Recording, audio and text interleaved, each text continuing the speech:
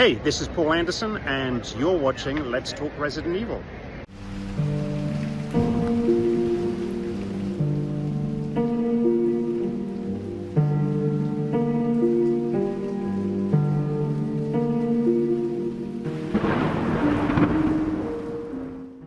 What is up, everybody? Welcome back to another episode of the Let's Talk Resident Evil podcast. And we have a special guest today on the show. And my longtime brother, Luke, from Resident Evil Challenger, is here. Thank you for joining me on the show today, man. Thanks for having me. Yeah, really good to be back. How are you doing? Doing good, man. It's been a pretty crazy and productive time with the Resident Evil space, you know, so it's been kind of a crazy past few years as far as like our channels, Resident Evil, just been so much that we've been, I guess we've been kind of spoiled as Resident Evil fans with just like remakes and mainline games, you know, so it's kind of been a crazy ride these past few years. And yeah, I think for the 30th, you know, this kind of brings up a good discussion point for this podcast that we're going to get into. We're going to talk about Veronica Remake. I definitely want to hear your thoughts on that. And just kind of like RE9 as well, because I haven't really got a chance. I chatted with you about it, like, you know, behind the scenes, but not on an actual recording. So I want to hear your thoughts about that. And just about how, you know, RE Challenger just turned 21. So it's old enough to drink now over here in the States anyway. Yeah, no, so I just kind of want to, you know, talk about a few different things. And it really has been a little bit since we've had you on the show. So, you know, like we said, I think it was like Postkeeper's Diary. And then before that, it was like 2022 before I visited the UK for the first time. Now I've been there 3 times since our first recording of the podcast together. So that's actually pretty crazy.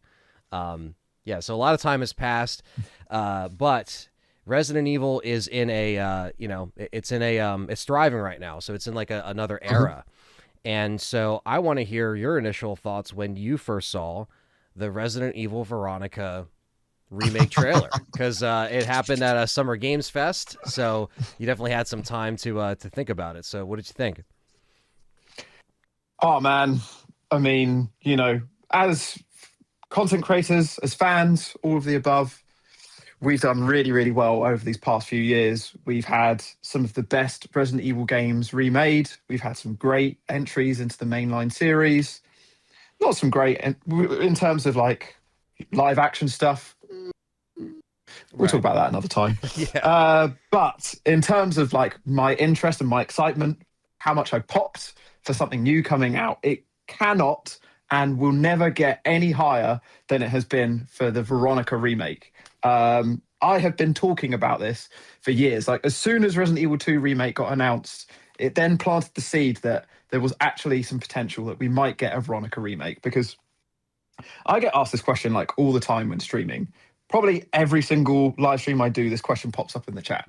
What are your top 3 RE games? I'm sure you get this as well. Absolutely. So I ask this question all the time. RE2 Original has to be up there. It's number 1 for me. Great memories to it, great connection to it. It's my favorite, hands down. My number 2, Resident Evil 1 Remake. For me, I feel like it just beats the original in every sense. I don't have much need to play the original comparatively. I just feel the things that it added, everything it enhanced, it just makes it a much better experience. Number 3 is Code Veronica. And I love Code Veronica. I know it's not for everyone. I understand the flaws that it has. I know the backtracking drives some people insane. But I've been playing this game since I was about 11 years old, and I'm now 36. So I've been playing it for over half of my life. I've beaten the game north of 50 times, I think. Back in the day when we had the Resident Evil Challenger, like speedrun records, you know, I was more often than not top of the leaderboards in terms of the speedrunning times for this game.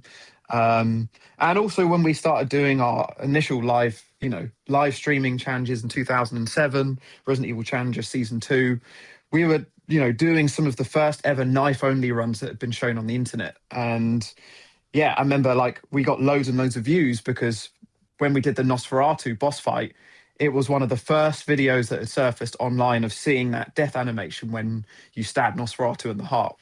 So yeah, I have a strong connection to Veronica. I absolutely love it. But I do feel more than any other game, it has dated quite a lot because of where it fits in the sort of generational landscape.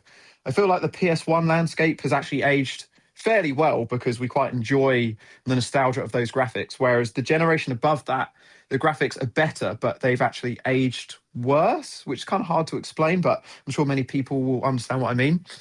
So to see a newer version of Veronica, a modern day version in the new RE engine, third person, with hopefully all of the quality of life updates that we're hoping to see, I'm thinking this could be the best remake that's out there. Especially, you know, the most recent remake we've got was Resident Evil 4 remake. Initially, when it first got announced, I said it was a remake that didn't need to be made. I thought RE4 hadn't aged terribly. I thought it was, you know, a great fun game. The remake came out and they improved every part of that, you know, beyond what the original was. So I just think there's a lot of potential here for Veronica. And I'm also hoping that those people that have had issues with the camera angles, with the slower pace, with the backtracking, with all the other flaws, I'm hoping that they will now get to connect with what is one of the prime entries of the Resident Evil series. Yeah, no, very well said. Because I think it really is, and the developers are now saying, you know, in these interviews, that, you know, it's not really supposed to be looked at as a spinoff. It really does feel supposed to feel like a mainline game. And I think over the years, some people may have dismissed it because maybe it's like not a number title, or but like there's really like critical moments in there that like do impact the main story, and it's continuing Claire's journey from Raccoon City, obviously Chris with the rivalry with Wesker and stuff like that. And I think this will bring it to a lot of new fans that are just playing the RE engine stuff in general. Like you said, they have the modern controls, they have the you know, the camera angles, and obviously the RE engine is gorgeous with every game. Despite what, you know, some people say about some RE engine games, like a lot of times they just keep getting better visually. And I know we're not quite at the, you know, the Rex engine or whatever this next gen engine is going to be. That's probably going to be for the next consoles. I think this will be dark and beautiful, and like all these like mixed things that Code Veronica has, on top of just an incredible score, that's arguably one of the best soundtracks in the franchise.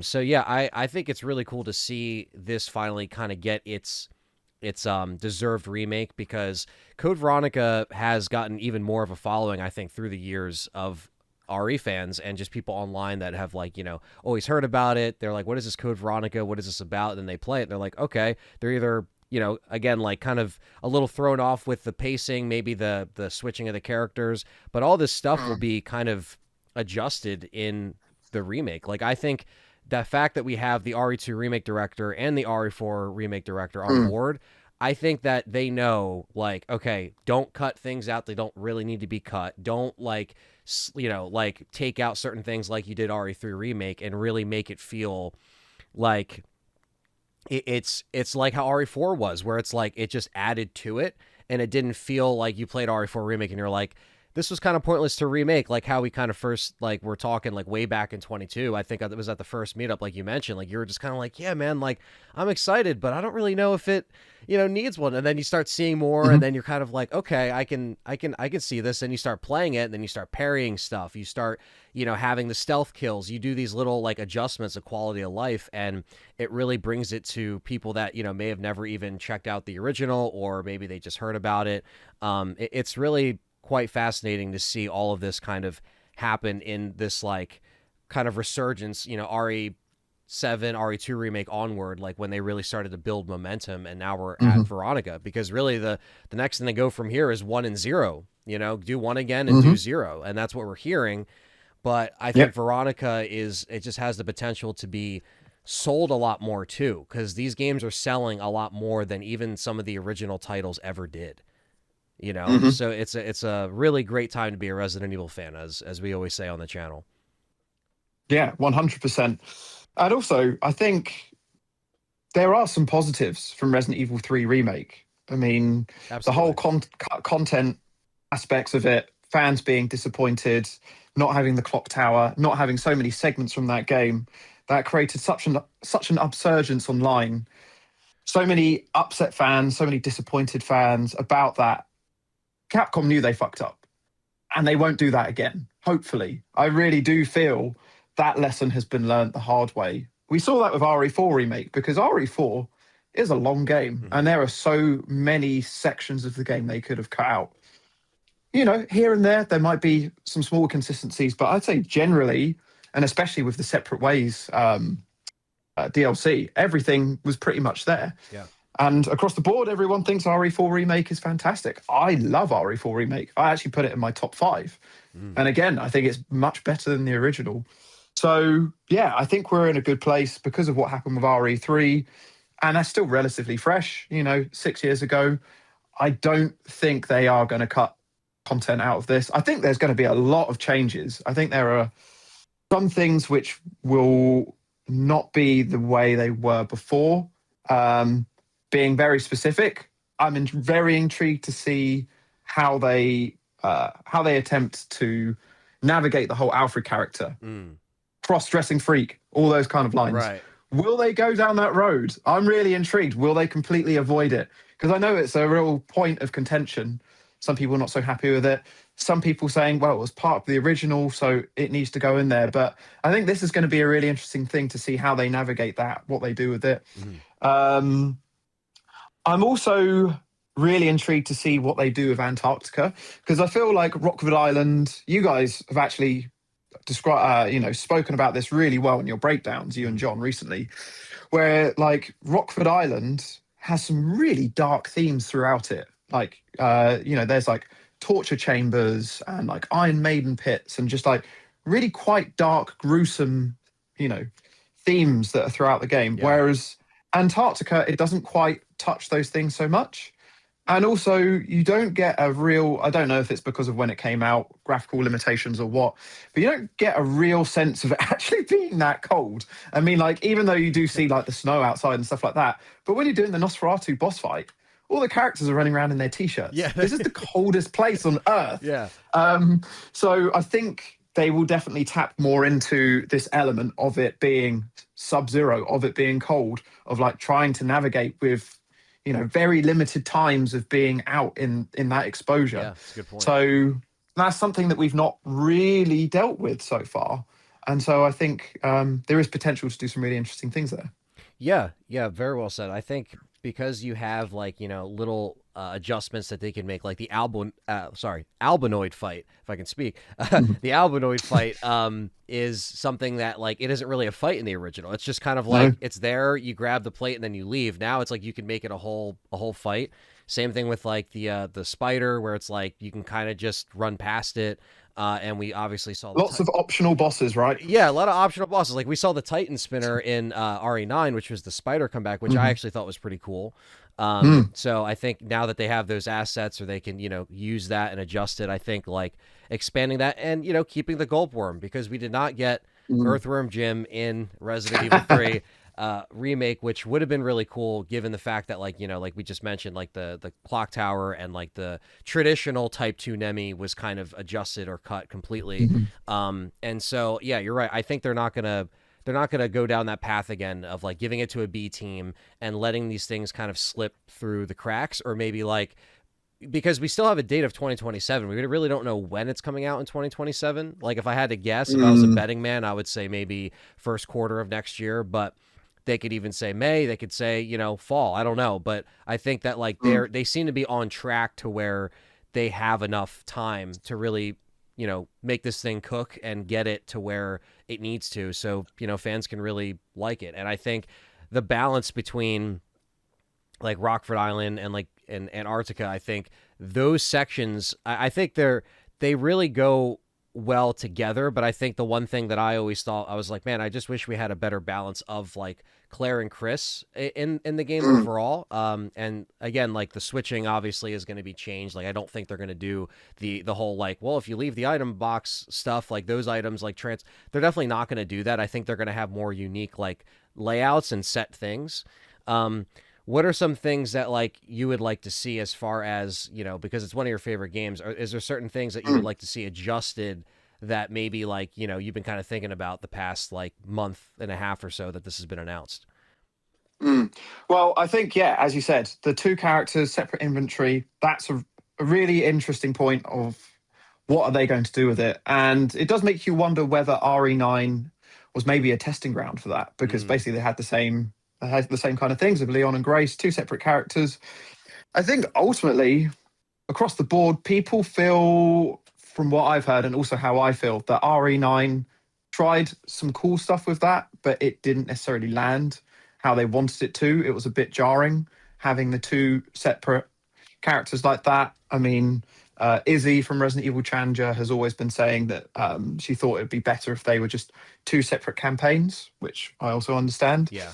So it will be interesting to see what they do with that. They can't do what they did in the original because it's just really unfair. And again, you guys explained it really well recently. You know, like you can just load Claire up with so many weapons and inventory and things like that, and then you have to go a lot further into the game until you have a chance of getting those things back again. But even when you get those things back again, Chris is already straight into the first Alexia boss fight and has no way of being able to go back to a box and get those things.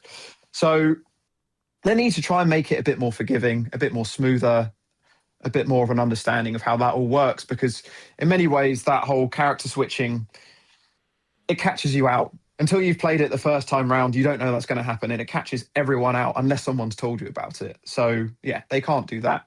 In terms of like other things, I do like how Chris retreads some of Claire's steps through Rockford Island and Antarctica. They're different environments than how they were before. You know, because various areas have been destroyed or compromised, and then, you know, other areas have been opened up. So you are in the same place, but you're taking different routes. I think that's like quite a cool idea. But I think the backtracking is a bit too heavy. And I think that's like quite a big turnoff for a lot of people. So I think and this is where some of the rumors online have been speaking about, that, you know, areas of Rockford Island could be expanded. So even though you explore Rockford Island as Claire and Chris, you're both exploring quite significantly different areas. And I think that would maybe make it feel like the backtracking doesn't drag as much, because you're then still finding new stuff. So yeah, there's that. I'm really intrigued to see what they do with the bosses. There's no bosses that I want to be cut from this. I really hope they make more of a thing with Wesker, and that you actually get some Wesker boss fights in this, because everything with Wesker is just through cutscenes. And I will add that they are some of the coolest cutscenes in the whole series. Like, they're great. Like, they're really, really enjoyable. And I think pretty much everyone will agree that Wesker is the best antagonist in the series. In my opinion, he left way, way too early. Yeah. And we're going through all of this kind of like backtracking through various things. Like, we're even like seeing through RE9 now. So why not make more of Wesker? You know, it shouldn't really only be RE5 where we fight him. I think there could be some great sequences in this where Claire and Chris, and maybe even together, they're doing various kind of sequences involving him. So I think that would be great.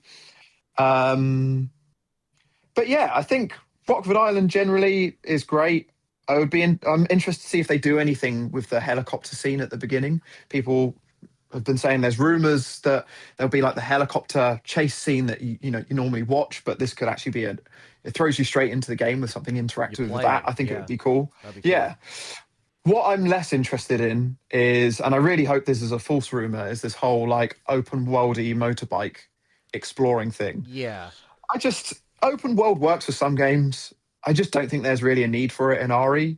Like, I think it's cool to have environments to explore, but like going on a motorbike and exploring one area and another area and another area, I'm less keen on that. So I'm hoping that's not a thing. Maybe it's like you have a sequence where you can ride it, or there's, you know, something like Leon's sequence in RE9 riding it. Like, that was cool. Yeah. Yeah. Or maybe it's like it's somewhat open where like you can do the certain bits to get the gate open in like a different order, but it's like it's not completely like, oh, just go wherever. Yes. It's more, you know, more aligned with just the objective, more linear, I guess. Yeah. I agree, man. I think like the open world stuff was always something that I think that the same thing happened with RE9, where people were like saying those rumors at first, and people were just like, I don't really think that would work. And you're right. I do think RE9 was kind of like a testing for some of the character swapping and switching, and seeing kind of like how you can kind of add unique elements to each character, not like retreading, the same territory.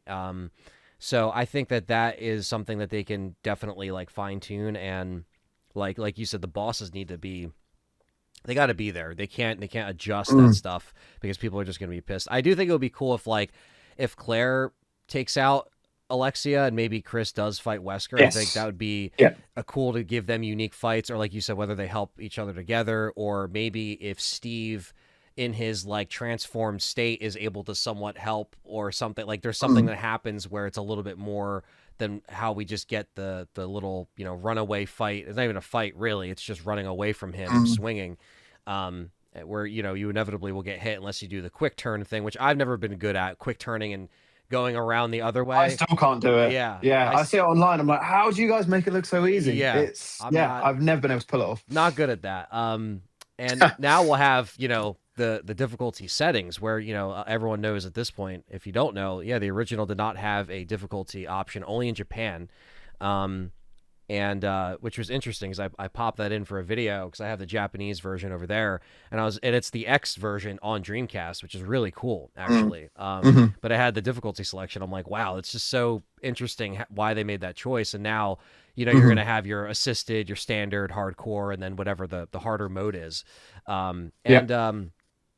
Yeah, I think to add on to what you're saying, I think like also adding just like a little bit more like unlockables. Like there's not really many costumes in the original like at all. Like it's pretty bare bones. Just Like battle game, really. yeah, the bonus game can obviously be reworked, but you know, I think if they added more, you know, costumes like they have been, which they've been doing pretty good. Like some games have like better variety of costumes than others, but I Mm. think like even if they stuck with like, you know, they could have like your RE2 you know, Claire Yeah, that's outfit going to be there for and sure. stuff like that. Chris will have a S.T.A.R.S outfit. So just little things that Mhm. like the original you could really adjust with some of that stuff. And I think if you have any DLC for this game, I'm curious what you would actually do, because a lot of people are saying, oh, they can actually have, you know, DLC added to this, and I'm just like, well, what would be the, because a lot of people are mentioning like, well, they could mention, you know, Xeno, and they could mention like the other, like Wesker could mention other clones of him in this game. So what do you think about that as far as like if like, because you know they're going back and like just Mm. adjusting all of this stuff. Like RE9 basically made Leon A canon, which was never the case. Like RE9 Mhm. did some essential, like, or not essentials, but like they changed certain things that you're just like, Mhm. why did you do that? Because it was always, you know, Claire in the original anyway, when the scenarios mattered, it was Claire A, Leon B, because that was the sequence of events that actually happened. And then you see RE9 Mm. and you're like, I guess Leon A's canon now. So it's like they're going back and adjusting stuff. Like, how would you feel about the mention of Xeno, or if Wesker mentions like these other clones in Code Veronica? Like, because I feel like you got to tread carefully with stuff like that, you know, because fans are Yeah. either going to really dig it or they're not. Yeah, I mean, my gut instinct would probably be I'd prefer to probably not go down that route. Not to say that it couldn't work, but I guess just my worry would be, are we making these dimensions too complex? Like, are there too many variations of canon storylines happening that it's actually really difficult to fully understand what everything is? But also at the same time, I think there is potential where it can give a bit more weight to like Xeno and Wesker and make those things make more sense. I mean, until we get the RE9 DLC, which has gone weirdly quiet, and I'm hearing like a variety of different things about, is it going to come out this year? Is it going to come out after Veronica? I don't really know. There doesn't really seem to be a clear answer at the moment. No. But there's still a lot of unanswered questions, which we should hopefully be getting from that. But until we have had those things cleared up, I don't really know. But all I can say is that we definitely do need to get some more.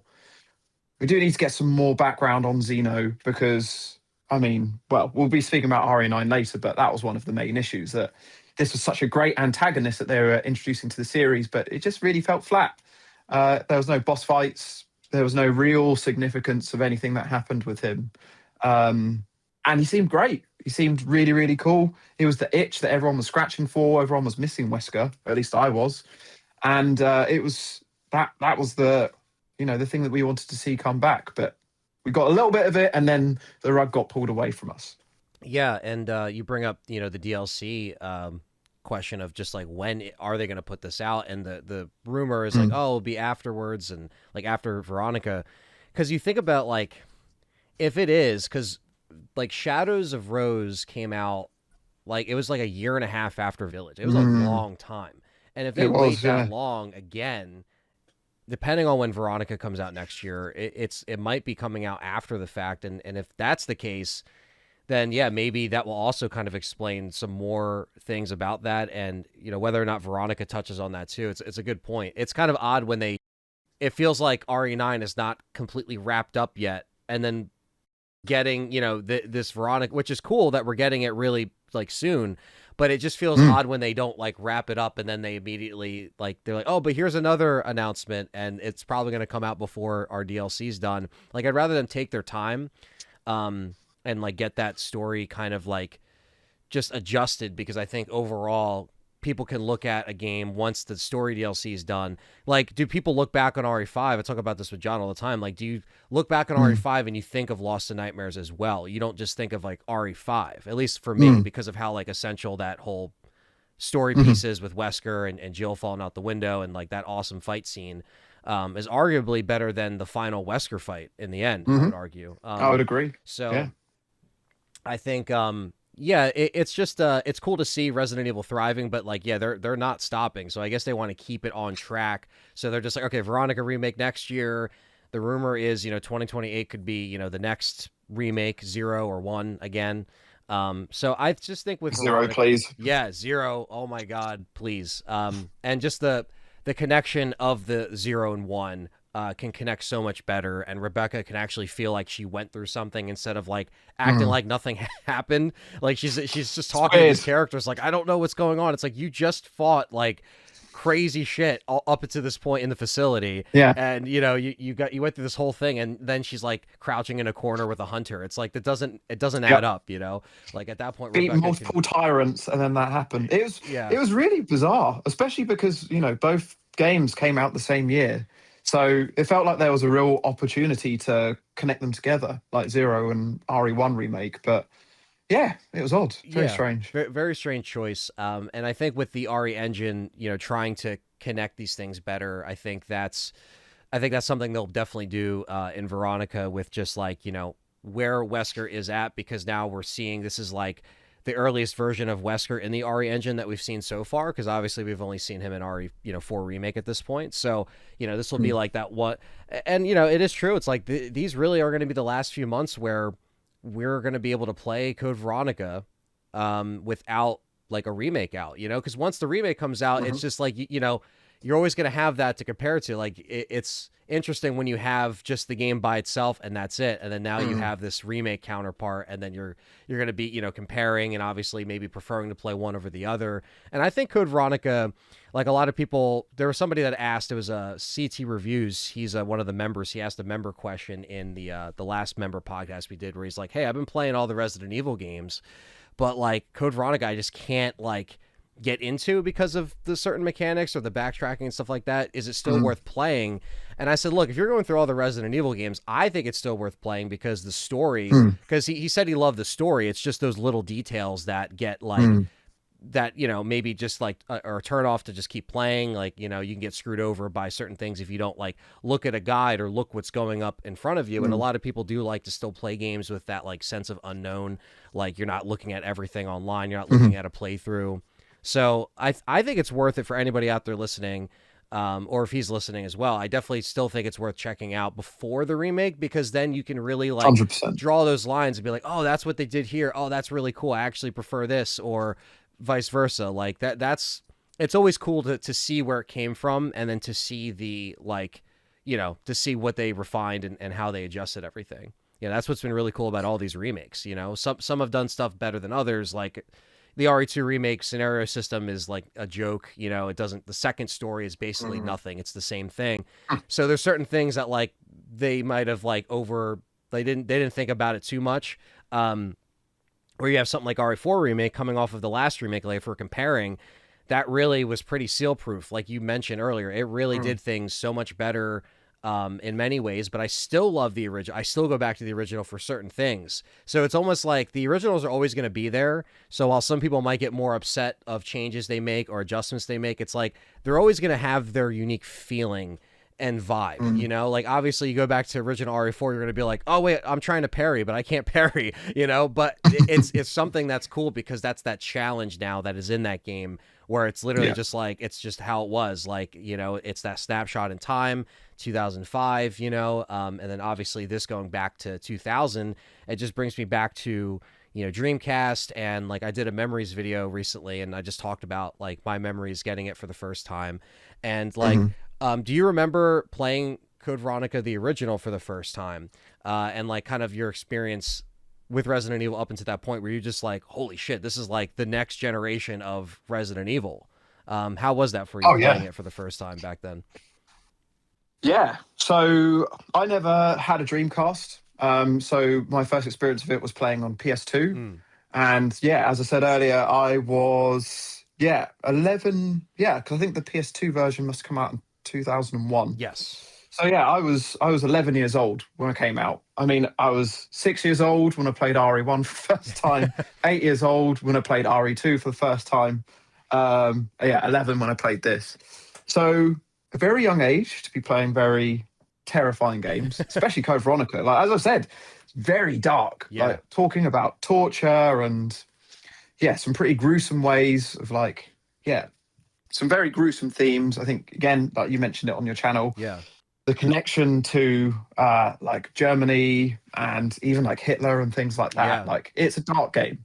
So yeah, it was pretty gruesome, but yeah, I was hooked to it. And I think because it was so dark, it was so scary. Like that's the thing that, you know, you're mentioning about whether you recommend people should play it or not. I think the thing that Code Veronica does so well compared to a lot of games in the series is the atmosphere of it. The atmosphere is intense. The soundtrack is horror throughout the whole thing. It's eerie. It's a really creepy, unsettling game with some very dark themes. And yeah, I just remember just being so scared as I played it, but it just kept me hooked even more. And I think another thing that was also, you know, it seems a bit cheesy now and hasn't aged so well, but the whole heartbeat theme of when you're going into a boss fight or somewhere that's a bit messed up, the really labored, slow reveal of opening the door. It's not the normal door opening. You hear Claire's heartbeat, and it's the very slow approaching it and approaching the door slowly. So you're anticipating something being in there. The camera pans and more in, often than like, yeah. And more often than not, you know, you go in and you're ready to like fight something, and you go in and there isn't anything initially. And so you're just going in and that intensity, like this, the only other game I think that made me feel that intense is RE3, when you know that Nemesis might be coming at some point, or when you hear that change in the score that he is around somewhere nearby. Those two moments, like that, just that heightened state of anxiety. Most of the RE games don't get it to quite that level. And for that, I just think, it's great. And that was why I was so hooked as an 11-year-old, because I didn't get that through anything else. And it felt like I shouldn't be doing this, but I want to do more. Yeah, I want to see what's behind each door, you know? Yeah. But also I fell into the same trap which majority of people did. I got my game soft locked at the Plain Tyrant boss fight because I had no idea how difficult the boss fight was going to be. And at my 11-year-old state at that point of not fully understanding how RE should be played, how survival horror should be played, i.e. not killing everything and trying to reserve things for more difficult situations. Right. I did the opposite. I killed everything. I fought everything. I tanked a load of my health. And so by the time I got to the Plain Tyrant, I can't remember exactly what my inventory was, but it felt near impossible to actually beat the Plain Tyrant with what I had. And I remember trying it for weeks, literally weeks. I'd keep trying the same boss fight again and again and again. And I thought I was getting closer and closer and closer, but I wasn't. I couldn't do it. And it just eventually got to the point where I had to start the entire game again. And I think that's a real make it or break it moment. Like if a game isn't something special, at the point where you have to backtrack 10 hours or however long it is to start again, if it's not great, you're not going to do it. You're going to be like, okay, this game's pissed me off. Not gonna have that I'm done. motivation. I'm going to play something else. Yeah. But if it's good and it's intriguing, you're going to go through that again, and you're going to play it with that information in mind that I need to take a different approach to what I'm doing. And I did. And I got back to that point and I managed to do it. But yeah, what a intriguing game. Yeah, it's definitely got some special memories like playing it back then. Yeah, no, that's awesome to hear your experience, and it was cool to read a lot of the comments under my last video about that as well, because just to see everybody's like what they got stuck on, and like the backtracking or the certain things like that's the one thing too. It's almost like when we're playing the game, and you know how we've talked about this with how much like when you go back and play those old games, especially when you're doing like an RE Challenger run, and how much the door times actually add to everything. Yes. So it's like the fact that we won't have that, and you'll just be going through the doors, and like everything will kind of, because they might be able to expand on Rockford and Antarctica as well. And then you have like, you can get through stuff a lot faster, but they can expand it to where it still feels like you're not just like going through it as fast, because back then, like you said, between the door times and like obviously the suspenseful doors as well, it really does add that suspense. But then also when you're playing it a bunch, you're just kind of like, okay, like I'm good for a door skip mod now. Open the damn door. Yeah, is normally what we're shouting at the screen. Yeah, you were playing in 50 hertz on the last challenge, and you're killing like was it everything on Code Veronica? Like that was absolutely insane. That was insane. So basically, so for those of you who missed it, and where were you? Yes. Last summer, so June 2025, Ant was one of the 4th challenges during our 24-hour Resident Evil challenge that we did. We had 16 Resident Evil games between 4 people that were trying to beat within 24 hours. I was playing Code Veronica, and we were doing this thing where we were drawing random stipulations and rules of what we'd have to do. The rules that I got for Resident Evil Code Veronica was a kill everything challenge. So as I was saying back earlier about like how a terrible approach for Code Veronica is killing everything because it tanks your ammo and everything. That was the stipulations that I had. So I had to go through every single room, kill every single enemy. And an additional thing, because it was like a 20-year anniversary of our YouTube channel existing and everything like that, we brought back my original GameCube that we started with in 2005. And so I was playing Code Veronica and streaming from that, which, had a load of cool nostalgia to it, but it meant there were no door skip mods. It was running at 50 hertz because I'm in the UK, running off PAL. And so, my usual playthroughs of Code Veronica are pretty speedy. I can do it in about 4 or 5 hours. I think in this challenge, it ended up taking me north of 10 hours. It was long. It was very, very slow. So, yeah, it'll be good to not have those things holding it back for the remake. Yeah, and come to think of it, it's kind of crazy that the original, I know GOG has talked about this, but the original Code Veronica does not even have a PC port. It just never got it. And so there's weird, yeah. Yeah, like the only way, like, unless it's like emulation, I don't know if there's a way that like they could even put a door skip mod on that thing, so to come to think of it. It exists. Oh, it does? It exists. Wow. Yeah, okay. I've played it recently. I streamed it last year, a year before. We did a dice lock on Code Veronica. And yeah, that door skip was pretty essential for that, because is it on Dolphin or is it on what emulator is that on? It was on Dolphin, and there was a mod you can get for door skip. That's cool. Okay. Yeah, yeah. That's better. But yeah, I'd say Code Veronica could be one of the longest RE games out of the whole series, and especially when you add in all of those doors and loading times, it's lengthy. So door skip will shave off many hours of your playthrough. Yeah. Oh yeah. And yeah, especially again playing on original hardware. While it is cool for that authentic experience, yeah, when you're playing the game for your 20th time, you're like, okay, let's get on, let's get on with it. And yeah, that's really cool. Kind of hearing all like the differences and kind of like how it was back then when gaming was so much more just, I don't know, it just seemed like it was more magical back then in that time, where now it's like we're kind of seeing a lot of like weird shifts with physical media, weird shifts with games just going higher in price, game consoles being not even affordable anymore. It's just like all of these like memories when we go back and talk about when we play these games for the first time always kind of brings me back to that like era where it just seemed like everything was like still there was still so much to see. Now it's like how much better can we really get with graphics and technology, and how much better can now it's like we're hitting these like you know kind of like not these walls, but it just seems like I don't know. Like, there's only a few developers that are still consistent, and thankfully, Capcom has been one of them. Even with things like Pragmata, and like new IPs, like new stuff that they're taking risks on, I actually really enjoyed. And so yeah, Capcom has kind of gone through different peaks and valleys, and like they've come out through the dark days of Resident Evil post RE6, and now we're having this resurgence. So like, yeah, I wouldn't want to have it any other way. And I'm happy that Capcom's kind of that light in the dark of just like broken games and other things that developers kind of like, deliver us and they want to charge full price for. So I'm just grateful that they're still hanging around, you know what I mean? And like, we're looking forward to all these remakes and potentially whatever the next mainline RE game is going to be.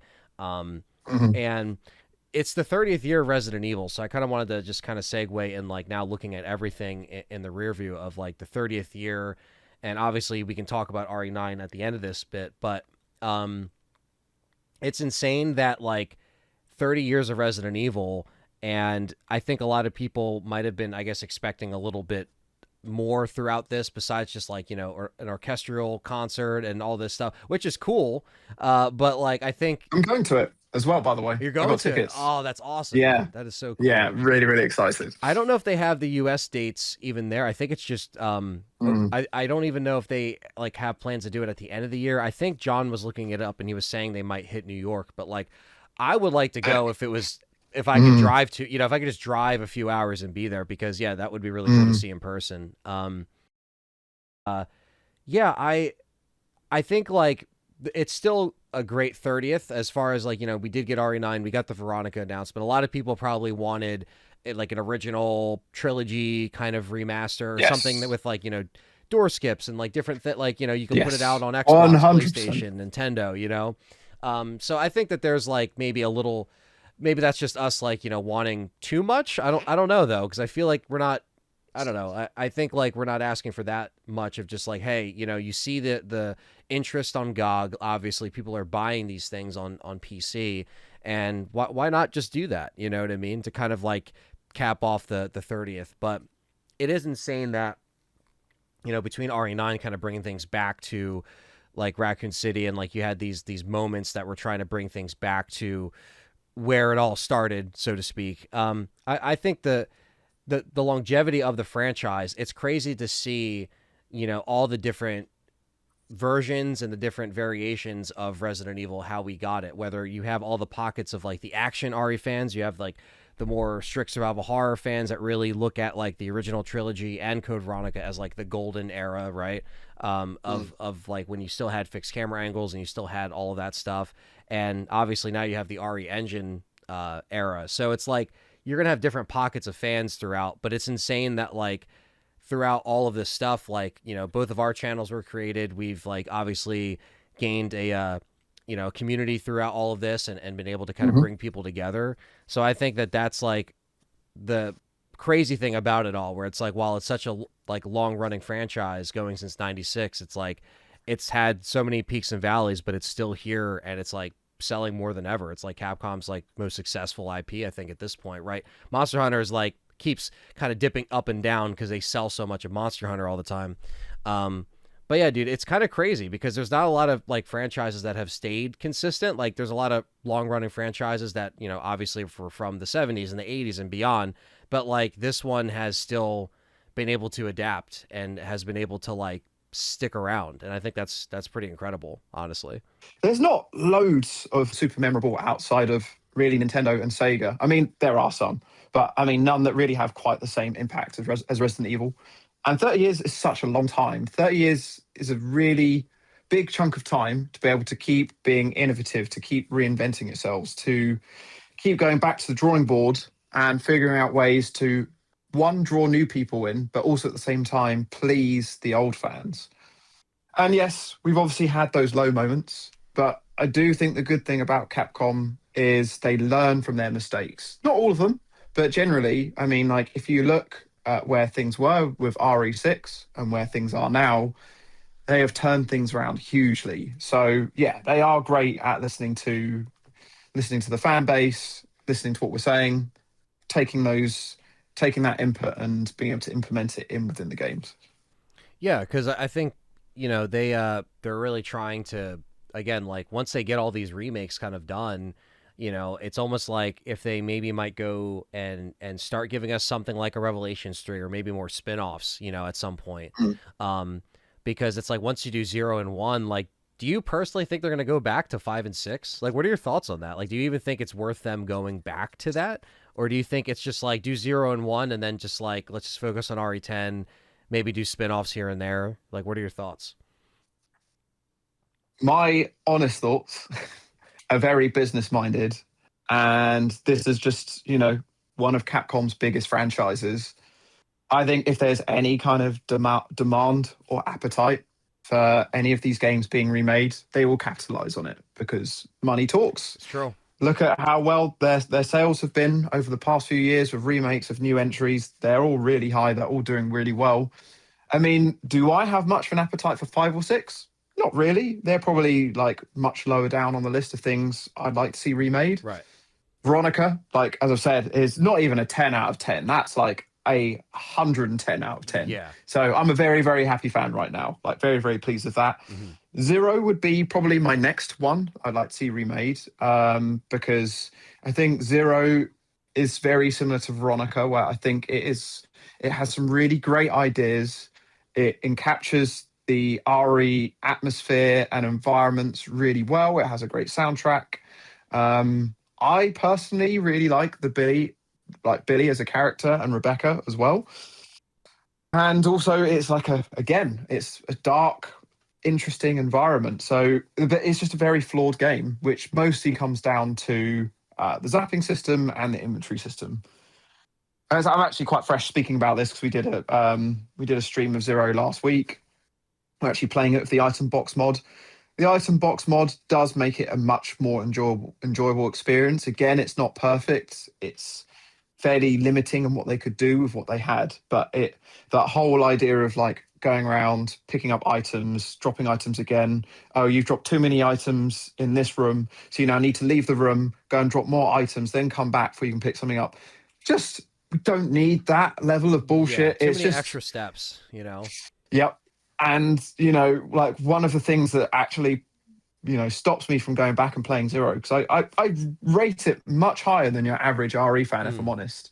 But I think one of the things that stops me is that when you go between discs 1 and 2, you need to really spend about 10, maybe even 20 minutes, depending if you've got door skip or not, sorting out your inventory, moving things into the right areas so that you can relay them into the next area.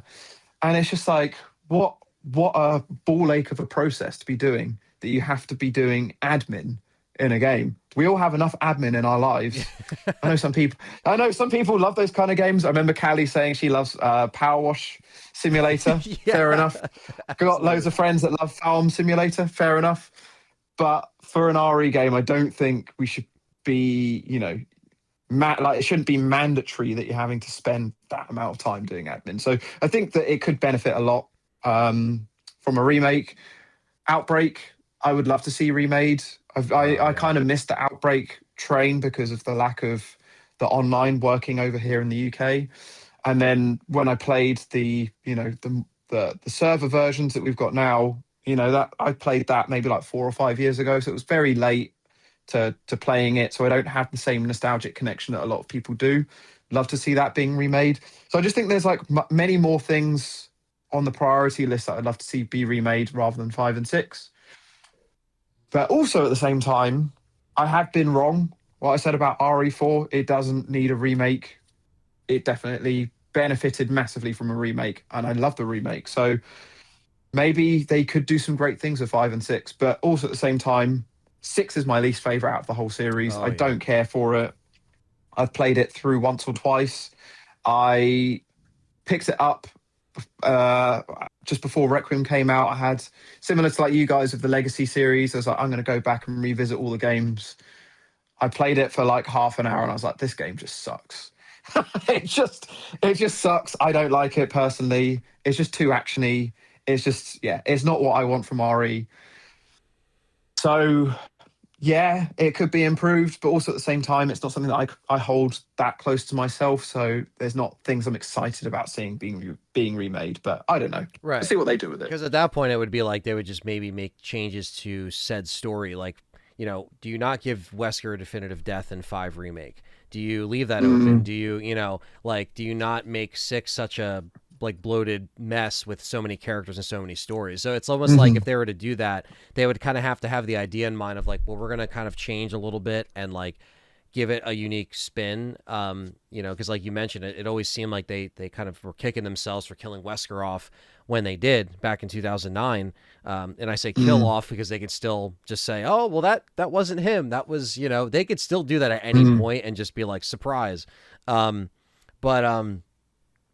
it's kind of interesting because especially the separate ways ending in remake, and obviously Wesker's set up in RE4 remake. He already has the boat and he has Krauser's body. It's almost like they're leading breadcrumbs to 5, and then they're like, nope, psych, we're doing Veronica. And it's like, well, that's cool, but they kind of were teasing 5 a little bit, right, with Wesker and his setup with Ouroboros and everything. So yeah, it would be interesting. And like you said, like between that and obviously Outbreak or some kind of like online, not PvP, because obviously like they tried that a few times and like it just didn't like stand, I guess, for long, because then they had to take down Reverse and everything. But we actually did have some fun on Reverse actually when we were playing for some of the RE Challenger streams. Those were a lot of fun. There was just like the hangout streams where we were just kind of shooting the shit playing the game. That was fun. It was a fun little like jump in jump out game, but it didn't have the it didn't have like the map variety or like different characters, to keep people engaged. So I think like if you're going to do a multiplayer game, and it's so fascinating to see that RE9 was going to be open world multiplayer, and then they just like completely shifted that. It's like, what would this conversation be like if that came out and we'd be like, is Resident Evil okay? Like, is it, I feel like our conversation would have been like a little bit different. We would have just been looking forward to the remakes and that's it. Maybe we would have been like, hey, look, between Village and this open world RE9 multiplayer thing, it kind of lost its identity again, like how 6 did. So, but it didn't. And then they just, it went from being a Leon single player only game to like, well, maybe Leon doesn't work well with just traditional horror at this point because he's been through so much. Let's add Grease in there. And then we have what we have. So I wanted to segue that into Resident Evil Requiem, because this is another thing where, again, I've talked to you about it. You did your review and thoughts when it came out, and you're obviously very honest with how you felt about it. Now that it's been out for, more than a few months, I'm assuming you probably feel the same way about it. But how did you feel as far as like, a mainline game? I want you to let the audience know like how you felt, after obviously seeing things like RE6, 7, and 8, obviously doing different things within each of those, realms. You had, the action side with 6 that got way too out of hand. Then 7 really knocked it back and brought things back to basics. And then Village kind of dipped its toe into that, like, we're going to just ramp it up with action, ramp it up with this Romanian kind of, backdrop with all these different. And then now we go into taking things back to Leon and another new character that's connected to Alyssa from the Outbreak series. So I just want to hear your thoughts on just maybe like how you feel at this point now that like we're kind of looking at all of these mainline games in the rear view of just like how they really impacted the story or maybe held weight. How do you feel about Requiem overall? Well, bit of context very, very quickly, just so just so your listeners understand how I feel about just the previous entries. So obviously I mentioned 6. Wasn't a fan. Felt that you said too much going on, too many storylines. It was bloated. It was long. Yeah, lost its way. 7, I had a weird relationship with. When I first played it, it was the only RE game I've ever noped from. Like, I started playing it and I found Jack Baker so intense and so terrifying, and where he would just pop out in the game was just, I don't know. I think it was also at a certain point in my life, maybe I was a bit more anxious or something, but I just couldn't cope with it. I just couldn't deal with it. And so I just didn't play the game for quite a few years. It was also at a point where I think after 6, I just had a few years where I was just like, really into like some film projects, wasn't gaming as much. Right. wasn't playing RE as much. It was a bit of a dormant period for the Resident Evil Challenger channel at that time. I think it was like maybe 5 years where we didn't really do any content. So yeah, I left it for ages, and then it wasn't until the pandemic we were streaming every week all the time, and then we basically had a poll and people voted for me to play RE7. I was like, okay, I haven't played this in like 3 years. Let's go back. Let's revisit it. I didn't really like it initially, and I played it, and I still found it terrifying, but I loved it. I thought it was great. And when I got past Jack Baker, and I think it was actually when I got to the chainsaw fight, I just found it so ridiculous but terrifying at the same time. Like it had that kind of RE camp, but also quite terrifying. Very B movie-esque. I loved it, and it was great. And yes, it wasn't perfect. The boat section, it lost its way. The Marguerite section, I really enjoyed. I thought it was cool. But overall, I thought 7 was great. And now I look back at it, and it's one of my favorite RE games that's come out in the past few years. Village, when it came out, I streamed my first playthrough of it, which I'm now not doing anymore. I'm not streaming my first playthroughs because I'm realizing that when you play through something the first time, there's so many things happening. Obviously, you're there with an audience. It is a big distraction. You're trying to interact. You're trying to be engaging. So you're not, at least for me, you're not absorbing the game in the same way. And also because it's new and it's fresh, people are excited. I felt that I was experiencing it more positive than how I actually felt. And so at the time, I was like, I didn't want to be, shitting all over the game or being too negative. But looking back at it now, lichens, werewolves, all these weird kind of like hammer horror tropes just don't feel very RE to me. I like the basics of RE. I like simple BOWs. I like zombies. I like the T-virus. I like those kind of things. And I just felt we were going a bit too far-fetched in Village. And so, yeah, I haven't revisited it much. I thought 7 did everything better, personally. But the 2 games, it was weird because they were so disconnected to the rest of the series. Yes, they connected things back with Chris and through, a few files and things like that. But generally, they didn't really feel like mainline games. I don't really feel like they necessarily earned the numbers next to them. I felt like RE9 Requiem did. RE9 for the first time felt like, I think mostly because you had Leon as a playable character, you had all that history, all of that connecting things back up again. It definitely earned its spot as a mainline game. It had a great antagonist. Victor Gideon is one of the best antagonists that they've had for a long time. Unfortunately, he was also short-lived and a bit underutilized. Yeah, there's like, big sections where he's not there. Grace was a fantastic new character that they introduced. Like, I really want to see more of her. I thought she was great. And her feeling anxious and terrified was great. And it's like, why don't we have more characters like this? This is like the experience that these characters should be having. Not all the time. Like, obviously, when we have Leon or Chris, they've been there, they've done that, they've experienced it before. They're not going to be as scared as Grace, who's doing it for the first time. So I get that. But yeah, her feeling that, you feel it with her. And I thought that was a really cool way to do it. The care center is one of my favorite locations and environments that we've had in a really long time. So good. I basically took the weekend off work when RE9 came off, and I just immersed and absorbed myself into that environment. I mean, this was crazy, man. It's 6 months ago that RE9 came out, so half a year ago. And it was February, it was winter, it was dark, the days were short. I mean, we're in, summer solstice in the UK, so bright, long, sunny days all the time.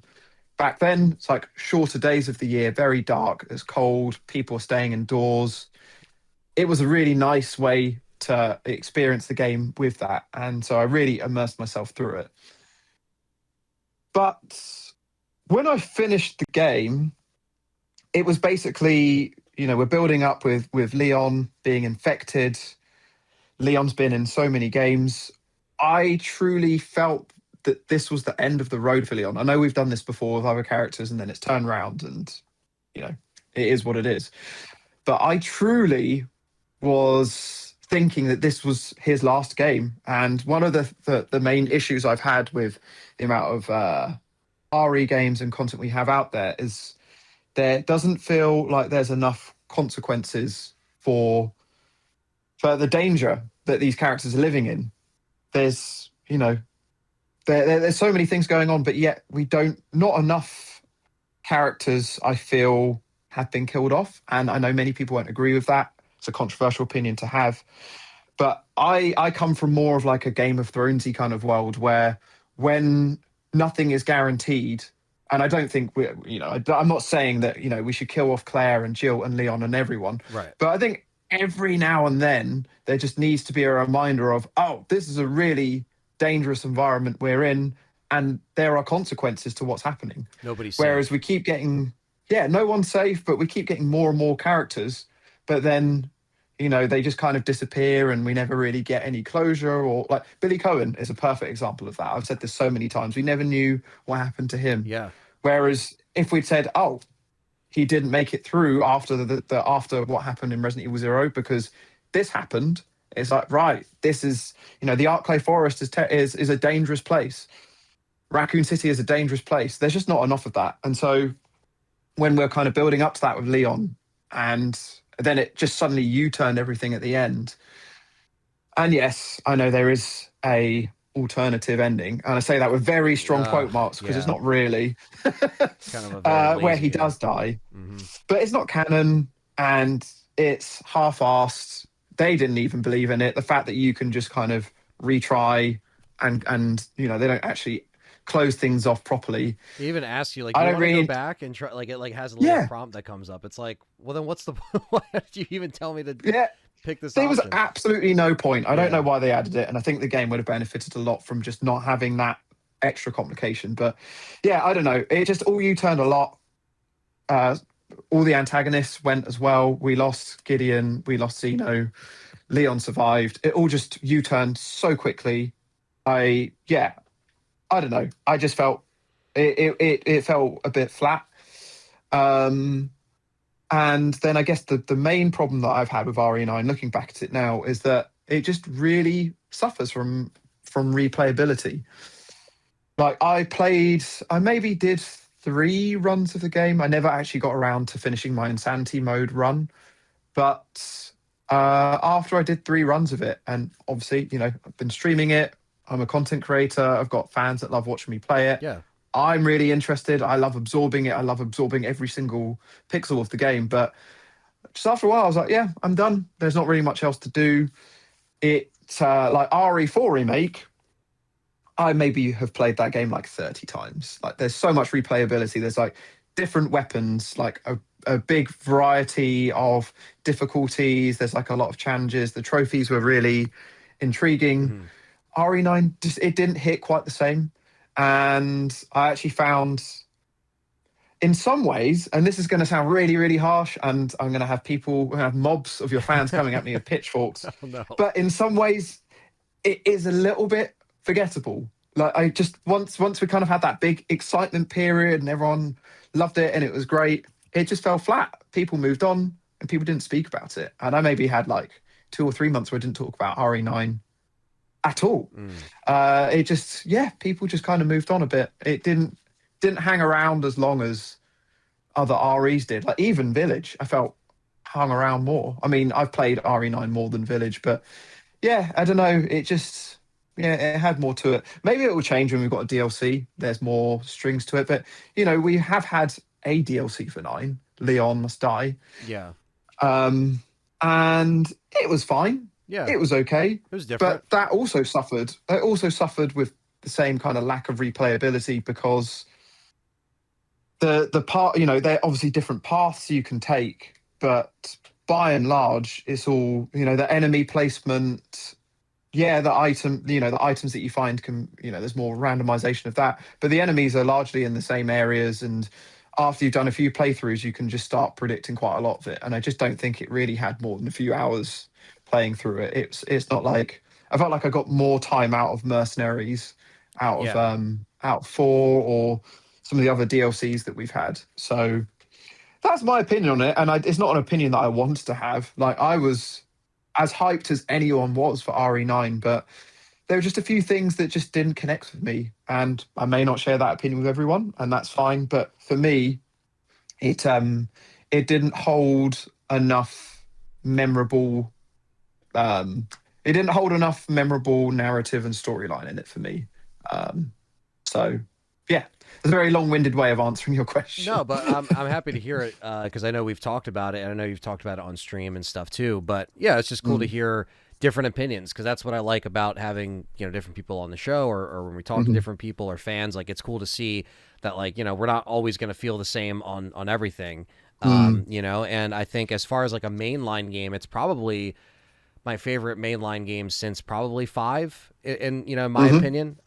But mm, at the same time, there is obviously like it wouldn't be like high up on my like top 10 list or anything like that. So like while I yeah. do enjoy it, and I still like RE9, I can recognize some of those flaws. Like I do think that the characters switching, it could have just maybe Grace and Leon had two different scenarios. Like maybe that would have gave people a little bit better of like a feel for like you have Grace's kind of like learning, like you said, very very tense, very anxious, going through this for the first time.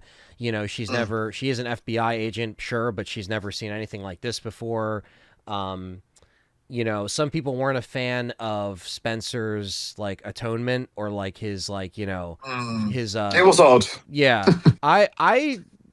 I think like it kind of it didn't, it wasn't so out of left field, at least for me, just because it's almost like, when you're at the end of your life and like there's nothing left and everything you tried to do like basically failed. It's like maybe that was the only right call to course Mm, correct. But then that whole conversation in an RE5 remake with Wesker before Spencer gets killed by him might be different. Like, I was to become a god. Well, are you still saying that in the context where it's like, well, I was to become a god, but then I realized that, I looked at mm, this baby and I was like, this is like, if I can give something or leave something behind, it could be like giving this baby a pure life, nothing that's like, because I think some people wanted Grace to be like special or some kind of like, mm. but then they were just kind of like, no, it's not really like none of That was these. the Yeah, U-turn. It was yeah, like all of these little breadcrumbs, yeah, and just none of them led to anywhere. So that's just kind of what my main issue was, yeah. really. Where like the payoffs were kind of very under.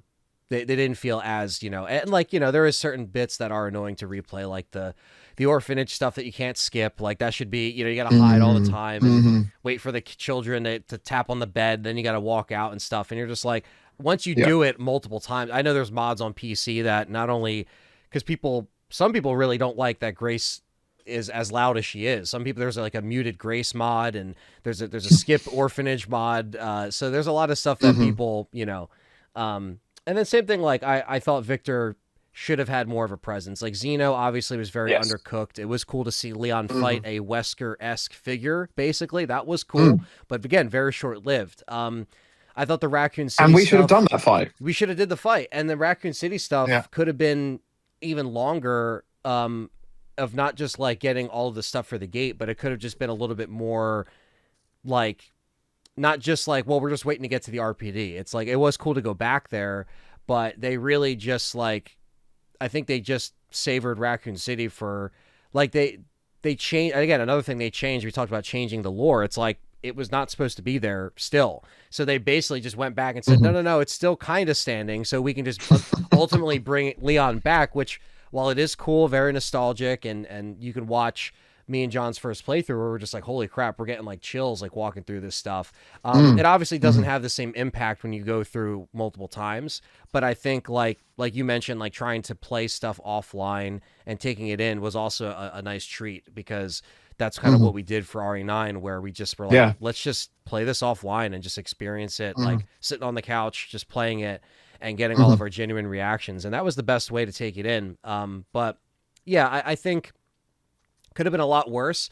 Maybe it should have been, just again, not so much focused on you had to have Leon in there for the sake of like getting fans excited about it. Like even if it was just Grace, like I still would have been fine with it. Like if Leon wasn't Mm. in the game, like it still would have been really cool. But it was also cool to see, like you said, like Leon coming back into the mainline game for the first time since RE6, but not in a RE6 environment where it was just like Mm. helicopters crashing into buildings and like, you know, just like crazy Michael Bay, like action stuff. So it was kind of cool to see, even though there was a lot of action stuff, but you are like pummeling everybody when you switch to Leon. So it's like anything you leave in the care center, Leon comes in and just bop, bop, bop, like everything's done. And then it kind of like, there's certain sections that you go back to and go through. Like if you leave all that stuff for Leon, it's kind of like you could pick and choose your battles, but like at the same time, you know, well, Leon's going to come in here with like his upgraded shoddy and take out all of these people on like the second floor of the care center, for example. And then it's not as like, then you go back to Grace and then everyone's just like dead. So it does. I know that they mentioned they wanted to feel like it was kind of like that release of like, okay, you can take everyone out, and then like you kind of can't take everyone out with Grace. Like they were trying to kind of do that back and forth. Probably Nakanishi probably won't do that again. They probably won't attempt that. Like you said, this might have been a test as well for stuff like Code Veronica Remake or Veronica Remake now that it's called that. But yeah, I just think that why did they lose the code? By the way, sorry, I'm interrupting, but do you know why they've lost the code? I think they asked about this in an interview. This was from one of the directors, Hibarashi. I probably butchered his last name, but I try to be as close as I can. But he basically said that if you look at the other titles, so he says, we respect the original, but I'll ask you to think about the titles of recent games, Village, Requiem, hence why the team dropped code from the title. So I guess they just kind of want it more like just straight to the point, like Veronica. That, you know, but yeah, I don't know. Just very interesting choice of what they're doing. Yeah, odd. Because they've been hiding the numbers, you know, and that's interesting too, because people think like REV, people now say Rev. So when they say Veronica, they're like, yeah, Luke, like, I can't wait for Rev. And you're like, it's not Revelations though. It's I'm not playing Rev. Veronica. Yeah. So it's like, it's such a, because then you have RE, you know, you had RE7, but that was Resident Evil Biohazard, and the 7 was kind of hidden in there. And then same thing with Village. It was like the 8 was there, but then they wasn't. And then Requiem, the Q was 9. It's like, it's still 9, but it's like, I don't know if they're trying to phase the numbers out or they're trying to just like, because then Veronica is just Veronica. And, you know, but again, people see REV and they can think RE5. It's not RE5 either. It's not Rev or RE5. So it's such a confusing thing. But it really is. I kind of see like where they're, I guess for marketing, I guess it just makes more sense. But like, I wouldn't have mind if it was code. But, you know, but yeah, so as far as RE9, I guess we'll see like where that ends up and if the DLC kind of gives us some more answers for our story, and maybe we might just have a different opinion on the entire story, but obviously the game is still what it is. Like if we get something that is just as long as Shadows of Rose, for example, and it does take a year and a half to like create, maybe they can whip up something really cool. Maybe we could see, you know, the rumor is like Ada's perspective or Chris's perspective. They would technically have Raccoon City syndrome, so like how are they going to get, you know, cured? Like there's a lot of questions out there that like they might never answer, but it does leave a lot to be like, okay, well, Claire would have it. And, you know, obviously Chris would have it. Ada would have it. It's just like, you're kind of thinking like, well, what happens to our other characters here? Like we just saw Leon go through this entire thing, literally on death's doorstep. Like the game really made you thought like that was the end. So it's like our other characters, like, you know, we obviously saw Sherry, which was nice, but it was caught relatively early enough. She wasn't like where Leon was at. So, yeah, just very, very interesting to see that stuff. So I wanted to segue this into just kind of like talking about RE Challenger and, you know, the fact that the last time we just had you on here, or I just had you on here, it was before any of the meetups, you know, and any of like the dice locks that I was a part of and the challenge I was a part of. So I guess like, the channel just turned 21, and it was, you know, we did a meetup in 20, or you did a meetup at 22 that I was there for, and then I was there in 23, and then 25. So basically, like, you know, 3 meetups. It's incredible the time that has passed, because that's like, you know, you figure Resident Evil is 30, and then RE Challenger's 21. So you were basically there for such a nice chunk of RE history, you know, and experiencing all these games. How How's it been these past few years, kind of like reflecting on that? Because I know like 20 was a big milestone, obviously, and we did the crazy big challenge. But it's kind of incredible, and the fact that I've been able to hang out with you guys and get closer with all of you guys over there, and like it's such a cool community that we obviously are both a part of, like our own respective channels, but all the communities kind of blend together because we bond over this one thing that is Resident Evil. So like, how have you been kind of like reflecting back, like looking back at the just kind of where you've come through the years, not only obviously as a filmmaker and a content creator, just like seeing everything in the rear view? Yeah. I mean, well, bringing this back to, where we sort of originally started talking about, Resident Evil and connecting people and everything like that. Yeah.